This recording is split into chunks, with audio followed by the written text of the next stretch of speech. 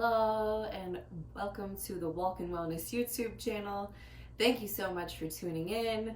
I'm Carly, your resident life coach and self-love extraordinaire, and today we are going to talk about focusing on the relationship between you and you, why you should do it, and hopefully you can start cultivating some motivation to do that, because motivation to work on yourself, to work on that relationship with yourself, has to come from the inside out. There's no outside force that's going to push you into giving yourself the attention that you deserve.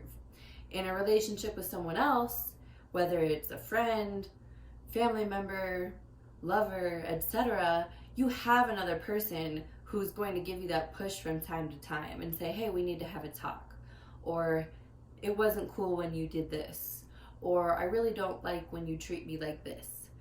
But when it's just yourself, there's no one there telling you that you need some attention or that you are not being treated right by yourself. And it's not like our society really puts self-work at the forefront of the priority list. Think about even the golden rule that we all grew up with. Do unto others, or treat other people how you want to be treated. I say, what if we reversed it and you say, treat yourself how you want to be treated? Because even that golden rule is centered around others, centered around how you're treating others. And I feel like there's a whole lot of focusing outward to fix our lives, when really focusing inward is the way to create the life that you truly desire. And there's no consequence for not focusing inward except for your own unfulfillment. There's no consequence except missing out on a life full of experiences that you truly want to be having. And that's why it goes under the radar a lot of the time. There's no outside influences pushing us to work on ourselves. And you are worthy of a joyous life, of a life that you love living, full of experiences that fulfill you and bring you joy. And if you don't believe that, or that's not quite enough to push you to work on that relationship with yourself, think of it this way. In order to fully show up for the other people in your life, for anything outside of yourself, you've got to have an inner foundation that allows you to do so. Because your interaction with the outside world, and I'm talking about your direct outside world, your daily life, your relationships, family, friendships, work, your day-to-day morale, like how you're feeling. That's what I mean when I say your interactions with your outside world. It's reflective of your interactions with yourself. Your outside world is a direct reflection of your inside world.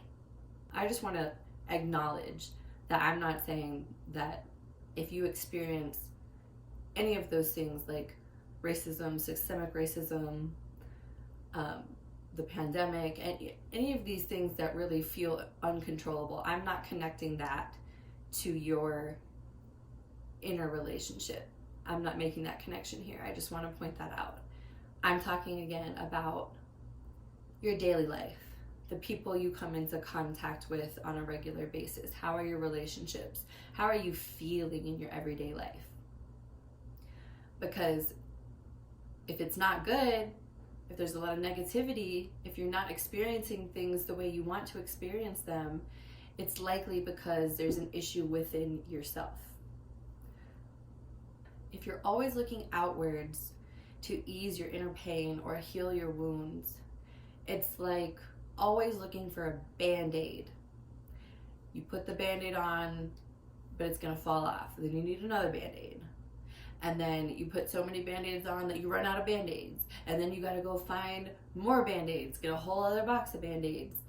And you're constantly needing something outside of yourself to heal, or to heal, when really your wound is just festering under that band-aid because there's no air getting in to help it heal, and you're not creating the conditions that wound needs for healing. So when you focus within, you're actually examining what's really going on. What do I really need to heal? And you start giving yourself those conditions. Create the conditions within yourself that you need to heal. And then your wounds will actually heal and you won't need band-aids. Next week, I'll be putting out a video that's going to go a little bit deeper into some action steps, into some tools and practices that you can start doing to cultivate that positive, supportive, loving relationship between you and yourself. And what I want you to do after watching this video is start to become an observer of yourself. I've said that in other videos, and it's so important to gain an awareness of where you are within. How are you treating yourself on a moment-to-moment basis? What is your inner dialogue feeling and sounding like? Are you speaking to yourself in a manner that shows you that you believe in yourself? Are you speaking to yourself in a way that shows you that you believe you're worthy of good things?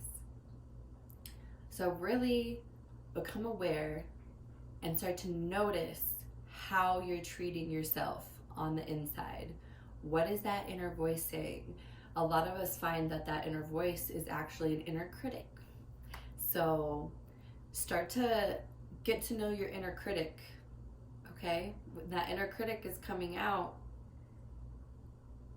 notice it. Notice the patterns. Notice when it comes out. And the idea is that once you start to catch yourself being mean, rude, condescending, unsupportive, that gives you an opportunity in that moment to change that treatment. And that's what's going to be, over time, what builds that positive relationship with yourself. Also, pay attention to your longings and your discontents. So what are you longing for? What is not in your life now that you really want?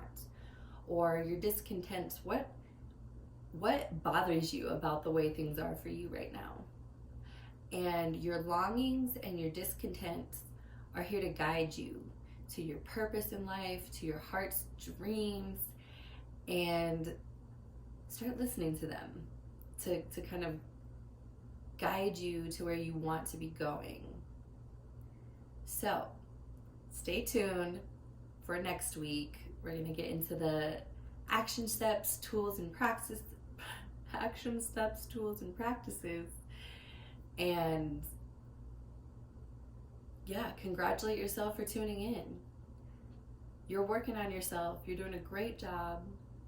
You should be proud. So stay tuned. And if you liked this video, share it with someone that you know will benefit.